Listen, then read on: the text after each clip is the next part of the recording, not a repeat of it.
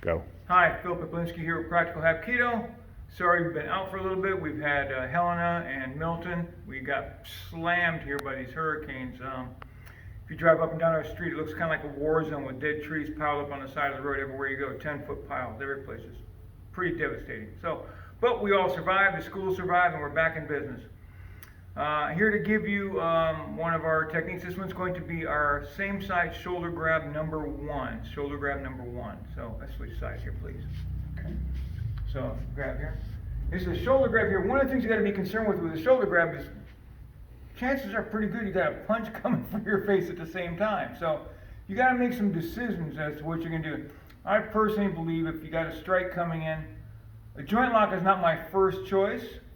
I'd much rather strike, but then it wouldn't be Hapkido, would it?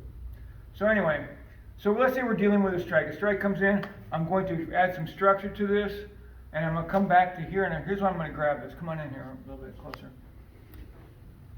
The same side hand is going to come straight up underneath and grab the radial and ulnar bone here, and the cross hand is going to trap over like I've taught you so many times on the same side wrist grabs. Thumb goes here, ring finger slides into this little pocket just right there below the meat of the thumb. So I deal with any kind of a strike that comes in here. I come back to here. Now we've got two choices. Number one choice is you're going to go across the front of the body. I'm going to step, rotate this. He's a little taller than I am, so it's a little more difficult for me to do the technique. Bring this in. His elbow is in my armpit, and got a wrist lock here. So this goes up here. This part goes down. My feet are still oriented straight. You may not think this is important on this technique, but it is. Keep yourself from doing that. Crack, come back to the hand. I'm going to step across the front, roll this, take my right over the top. This part goes down, this part goes up.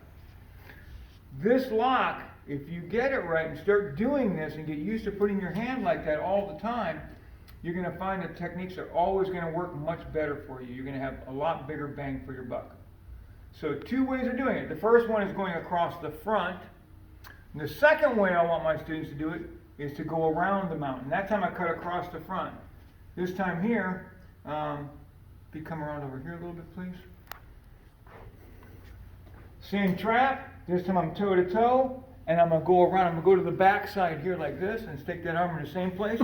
This goes down, this goes up.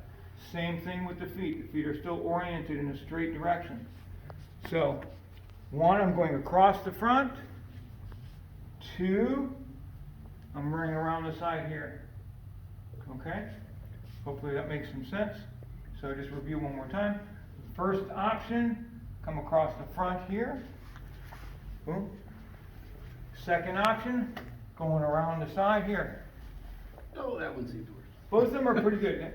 Going around does have some benefit to it. Now, I'm telling you, it's a little bit difficult for me to pull this off. I can pull it off because I'm cheating. I know the little cheats on this technique. When somebody's taller than you, this is much more difficult to get your arm over the top. Look at the height disparity. Half these shoulder techniques are for people that are taller than you, and the other half of the techniques are people that are shorter than you. How do you know which one to use? Get into class and train. The more you train, the more you understand. You just naturally use the ones that fit you. Like I can go underneath arms on this tech on him because he's taller than I am, so it's easy for me to do that. He wouldn't want to necessarily try and going under my arms because he's taller and it makes it more difficult for him to do it. So, does it mean I can't make every technique work? No, but don't try to fit a round peg into a square hole. I mean, as martial artists, we love doing that. I've got to make this technique. No, if it's not working, bail on it and go to one that is working or one that's appropriate for the attack. Hopefully that makes some sense to you. Anyway, Phil Poplinski, Practical Hapkido. Train smart, train hard.